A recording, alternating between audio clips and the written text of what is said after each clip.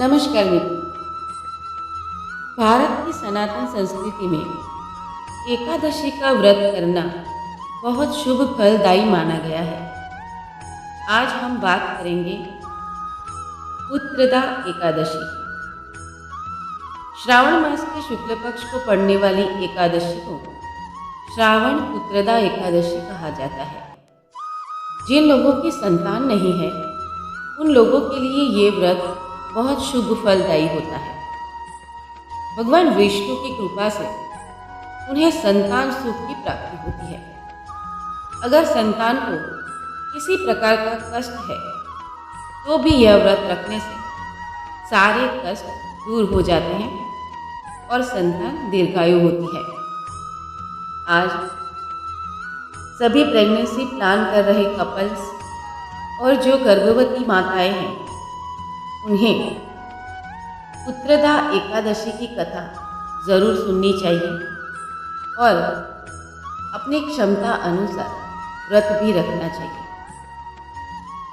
एकादशियों के महात्म्य का आनंद लेते हुए धनुर्धर अर्जुन ने कहा, हे प्रभु, ये कल्याणकारी और महापुण्यदायी कथाएं सुनकर मेरे आनंद की सीमा नहीं है और मेरी जिज्ञासा बढ़ती जा रही है। हे कमल नयन, अब आप मुझे श्रावण माह के शुक्ल पक्ष की एकादशी की कथा सुनाने की कृपा करें। इस एकादशी का क्या नाम है तथा इसके व्रत का क्या विधान है? इसमें किस देवता का पूजन किया जाता है और इसका व्रत करने से किस फल की प्राप्ति होती है? श्री कृष्ण ने कहा, हे धनुर्धर, श्रावण माह के शुक्ल पक्ष की एकादशी की कथा के श्रवण मात्र से ही अनंत यज्ञ का फल प्राप्त होता है। हे पार्थ, द्वापर युग के आरंभ में ही महिष्मति नाम की एक नगरी थी। उस नगरी में महाजीत नाम का एक राजा राज्य करता था। वह पुत्रहीन था, इसलिए वह सदा दुखी रहता था।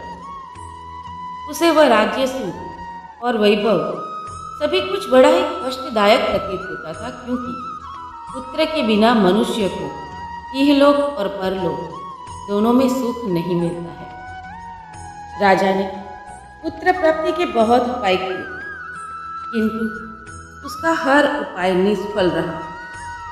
जैसे जैसे राजा महाजीत वृद्धावस्था की ओर बढ़ता जा रहा था, वैसे वैसे उनकी चिंता भी बढ़ती जा रही थी। एक दिन राजा ने अपनी सभा को संबोधित करते हुए कहा, ना तो मैंने अपने जीवन में कोई पाप किया है और ना ही अन्यायपूर्वक प्रजा से धन एकत्रित किया है, ना ही कभी प्रजा को कष्ट दिया है और ना कभी देवता और ब्राह्मणों का निरादर किया है। मैंने प्रजा का सदैव अपने पुत्र की तरह पालन किया है। कभी किसी से ईर्ष्या भाव नहीं किया, सभी को एक समान समझा और मेरे राज्य में ऐसे कानून भी नहीं है जो प्रजा में अनावश्यक डर उत्पन्न करें। इस प्रकार धर्मयुक्त राज्य करने पर भी मैं इस समय अत्यंत कष्ट पा रहा हूँ। इसका क्या कारण है? मेरी समझ में कुछ नहीं आ रहा है। आप इस पर विचार करें कि इसका क्या कारण है और क्या इस जीवन में मैं इस कष्ट से मुक्त हो पाऊंगा? राजा के इस कष्ट के निवारण के लिए मंत्री आदि वन को गए, ताकि वहां जाकर किसी ऋषि मुनि को राजा का दुख बताकर कोई समाधान पा सके। वन में जाकर उन्होंने श्रेष्ठ ऋषि मुनियों के दर्शन किए। उस वन में वयोवृद्ध और धर्म के ज्ञाता महर्षि लोमश भी रहते थे। वे सभी जन महर्षि लोमश के पास गए। उन सब ने महर्षि लोमश को दंडवत प्रणाम किया और उनके सन्मुख बैठ गए। महर्षि के दर्शन से भी बड़ी सब प्रसन्नता हुई और सबने महर्षि लोमश से प्रार्थना की, हे देव, हमारे यहाँ भाग्य है कि हमें आपके दर्शनों का सौभाग्य प्राप्त हुआ। मंत्री की बात सुन लोमश ऋषि ने कहा, हे मंत्रीवर, आप लोगों की विनम्रता और सद्व्यवहार से मैं अति प्रसन्न हूँ। आप मुझसे अपने आने का प्रयोजन कहिए। मैं आपके कार्य को अपने सामर्थ्य के अनुसार अवश्य ही करूँगा, क्योंकि हमारा शरीर ही परोपकार के लिए बना है। लोमश ऋषि के ऐसे मृदु वचन सुनकर मंत्री ने कहा, हे ऋषियों, आप हमारी सभी बातों को जानने में ब्रह्मा से भी ज़्यादा समर्थ है, अतः आप हमारे संदेह को दूर कीजिए। महिष्मती नामक नगरी के हमारे महाराज महाजीत बड़े ही धर्मात्मा और प्रजावत्सल है। वह प्रजा का पुत्र की तरह धर्मानुसार पालन करते हैं, किंतु फिर भी वे पुत्रहीन हैं। हे महामुनि, इससे वह अत्यंत दुखी रहते हैं। हम लोग उनकी प्रजा हैं, हम भी उनके दुख से दुखी हो रहे हैं, क्योंकि प्रजा का यह कर्तव्य है कि राजा के सुख में सुख माने और दुख में दुख माने। हमें उनके पुत्रहीन होने का अभी तक कारण ज्ञात नहीं हुआ है, इसीलिए हम आपके पास आए हैं। अब आपके दर्शन करके हमको पूर्ण विश्वास है कि हमारा दुख अवश्य ही दूर हो जाएगा, क्योंकि महान पुरुषों के दर्शन मात्र से ही प्रत्येक कार्य की सिद्धि हो जाती है। अतः आप हमें बताने की कृपा करें कि किस विधान से हमारे महाराज पुत्रवान हो सकते हैं। हे ऋषिवर, यह आपका हम पर व हमारे राज्य की प्रजा पर बड़ा ही उपकार होगा। ऐसी करुण प्रार्थना सुनकर लोमश ऋषि नेत्र बंद करके राजा के पूर्व जन्म पर विचार करने लगे। कुछ पलों बाद उन्होंने विचार करके कहा, हे भद्रजनों, यह राजा पिछले जन्म में अत्यंत उद्दंड था तथा बुरे कर्म किया करता था। उस जन्म में वह एक गांव से दूसरे गांव में घूमा करता था। एक बार ज्येष्ठ माह के शुक्ल पक्ष की एकादशी के दिन की बात है। वह 2 दिन से भूखा था। दोपहर के समय एक जलाशय पर पानी पीने गया। उस स्थान पर उस समय ब्याई हुई एक गाय जल पी रही थी।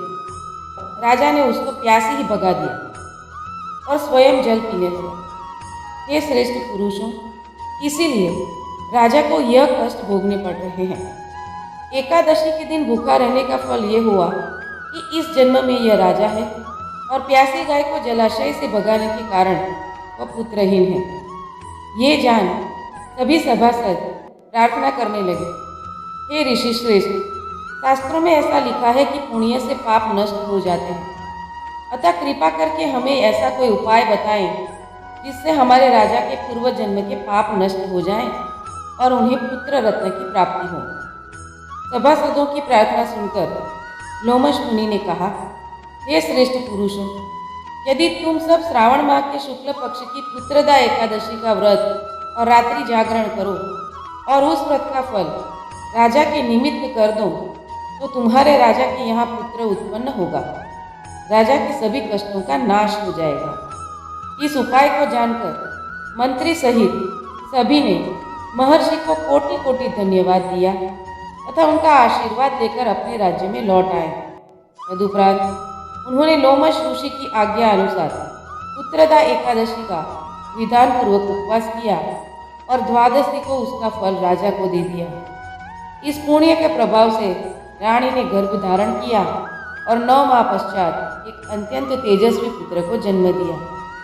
तो हे पांडुपुत्र, इसीलिए इस एकादशी का नाम पुत्रदा एकादशी पड़ा। पुत्र की इच्छा रखने वाले मनुष्य को विधान पूर्वक श्रावण माह के शुक्ल पक्ष की एकादशी का व्रत करना चाहिए। इस व्रत के प्रभाव से इहलोक में सुख और परलोक में स्वर्ग की प्राप्ति होती है। कथा सार, पाप कर्म करते समय मनुष्य ये नहीं सोचता कि वह क्या कर रहा है, परंतु शास्त्रों से विदित होता है कि मनुष्य का छोटे से छोटा पाप भी उसे भयंकर दुख भोगने को विवश कर देता है।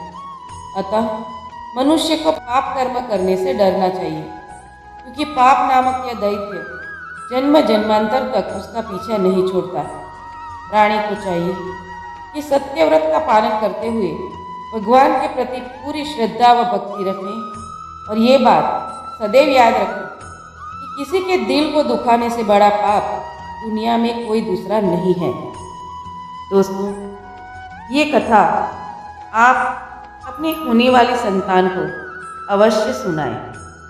ये कथा सुनाने से शिशु की आध्यात्मिक उन्नति अवश्य होगी। धन्यवाद।